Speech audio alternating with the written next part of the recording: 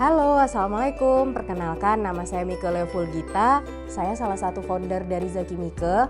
Usaha ini kami dirikan saya dan suami mulai pada tahun 2012.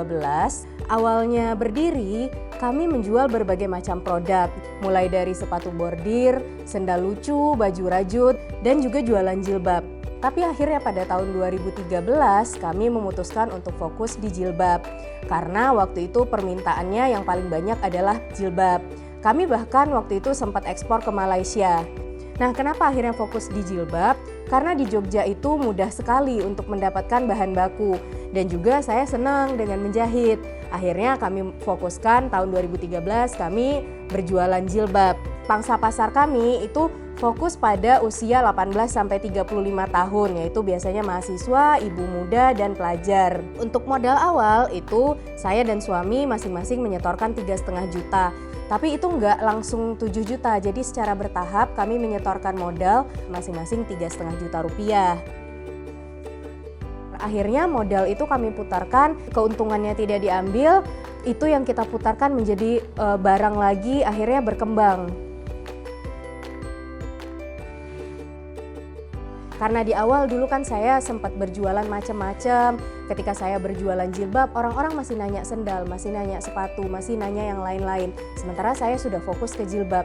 Jadi harus konsisten ketika berjualan jilbab, carilah bisnis-bisnis sampingan tapi masih berhubungan dengan jilbab.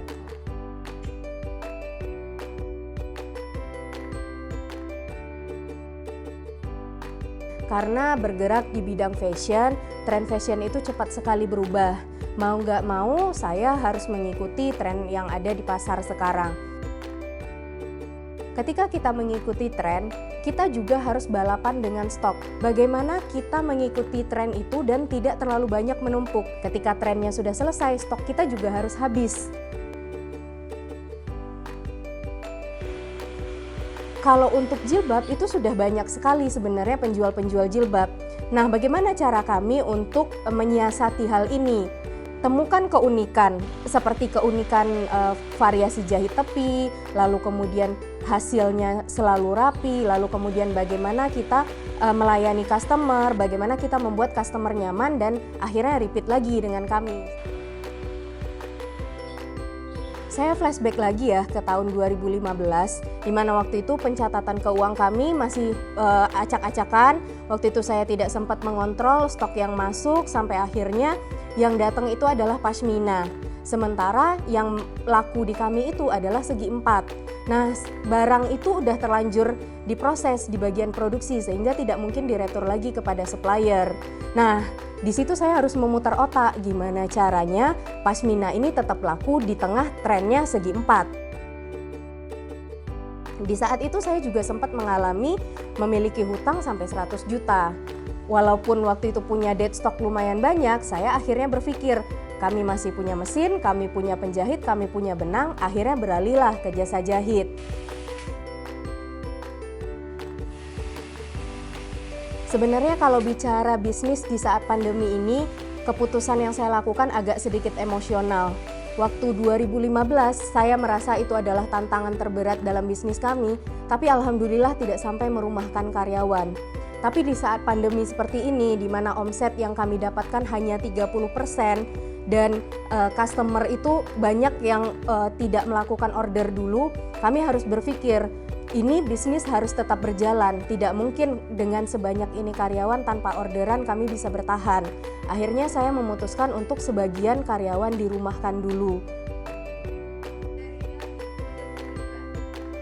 Ketika menghadapi pandemi ini, saya berpikir yang paling penting itu adalah punya dana darurat. Kita memang nggak tahu waktu itu pandemi ini mau seberapa lama gitu. Akhirnya kita mikir setidaknya kita bisa bertahan sampai 6 bulan ke depan. Kemudian yang kedua yang kami lakukan adalah memangkas biaya operasional.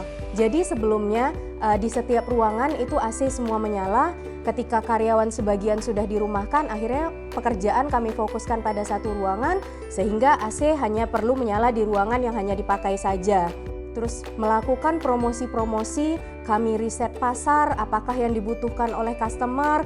Misalnya mereka butuh pakaian yang nyaman untuk bekerja dari rumah, hijab instan kemudian untuk dipakai saat Zoom meeting atau kemudian dadakan dapat panggilan dari kantor.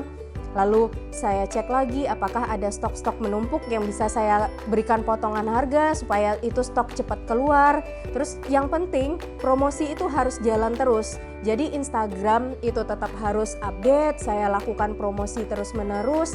Saya perlihatkan bahwa usaha ini masih eksis di saat pandemi seperti ini.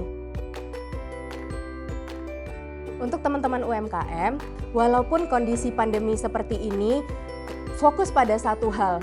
Tidak perlu takut berjalan lambat, asalkan tidak berhenti. Usaha kita harus tetap eksis, kita harus menunjukkan bahwa kita bisa menyesuaikan dengan kebutuhan pasar.